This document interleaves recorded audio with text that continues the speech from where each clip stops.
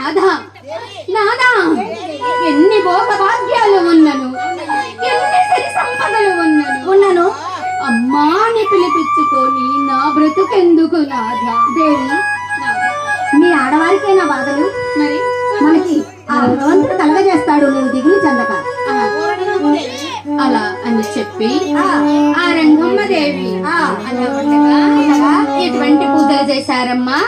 ఆ సంతానం కోసము ఎటువంటి పూజలు చేశారు, ఎటువంటి నోములు చూశారో చూడమ్మా. 7 కొండల వాడ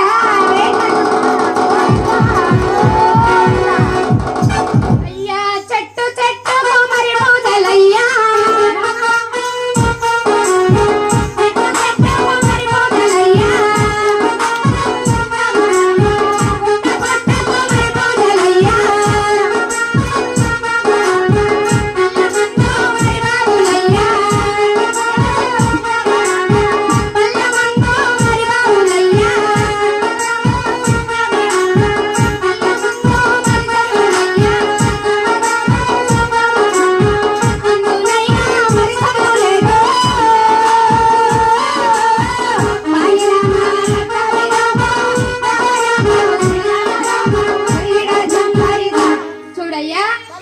చెట్టుకు పూజలు, ఎటువంటి నోములు నోసిన, ఎటువంటి వ్రతాలు పట్టినా అప్పల్లా వారికి సంతానము లేక తల్లడిల్లిపోతూ తల్లడిల్లిపోతున్న రంగమ్మ దేవిని శివరామయ్య ఓదార్చి తగు ధర్మాలు తీర్చడానికై అలా రాజదర్బారుకు వెళ్లి ఉన్నారు.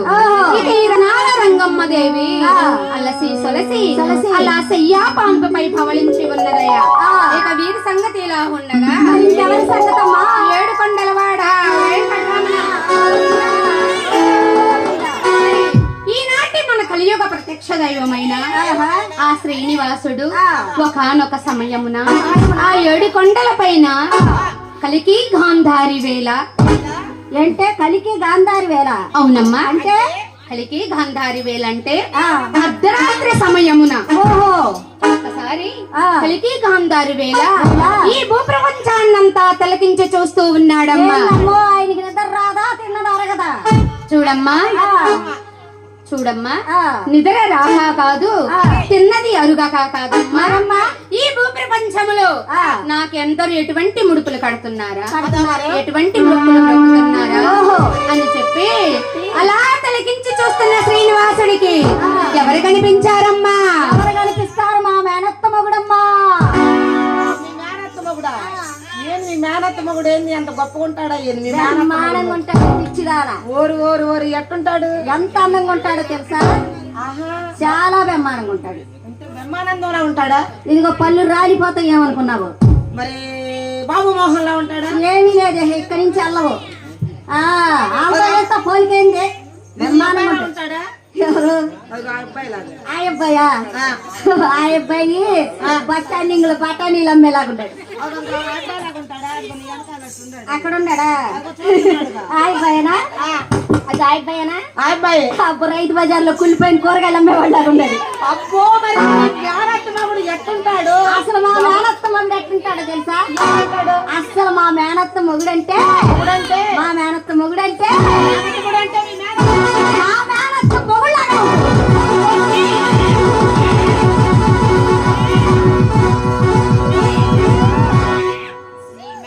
మొగుడు ఎట్లా ఉంటాడని చెప్పడానికి అదే కదా ఆపిచ్చి నా మేనత్త మొగుడు కనిపించాడంటే ఆయనేమో అనుకున్నాను. అంతే కదండి. వత్తాసి బలకండమ్మ దీనికి మా సుబ్బం పెద్ద మీద వేడే ఉంది. నువ్వు చెప్పు, నాయన చెప్పు పెద్దమ్మ. చెప్పింది రాగానే గారులుగా నిందిగా అట్టగే చెప్పుద్ది. చూడమ్మా, ఆ శ్రీనివాసునికి కనిపించింది మీ మేనత్త మొగుడు కాదు, మీ మేనమామ భార్య కాదు. ఆ నిద్ర ఘోరాతి ఘోరంగా నిద్రించుచూ ఉన్న రత్నాల రంగమ్మ దేవి కనిపించిందమ్మా.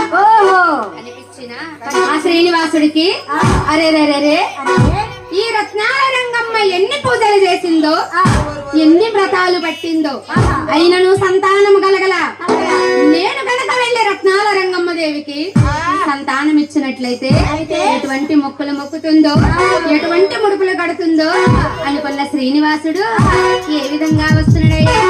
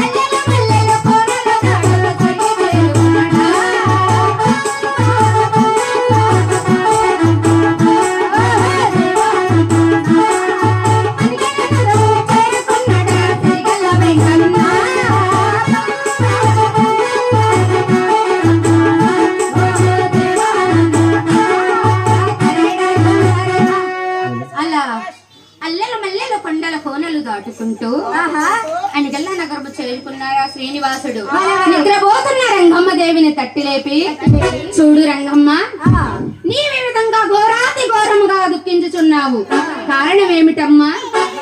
చూడు తండ్రి, ఎంతగానో లేక బాధపడుతున్నావు, మీరెవరో తెలియజేయండి మహాత్మా. నేనెవరని అడుగుతున్నావా? చూడమ్మా, ఆ 7 కొండల పైన వెంచేసి ఉన్న శ్రీనివాసుడని శ్రీ వెంకటేశ్వరుడును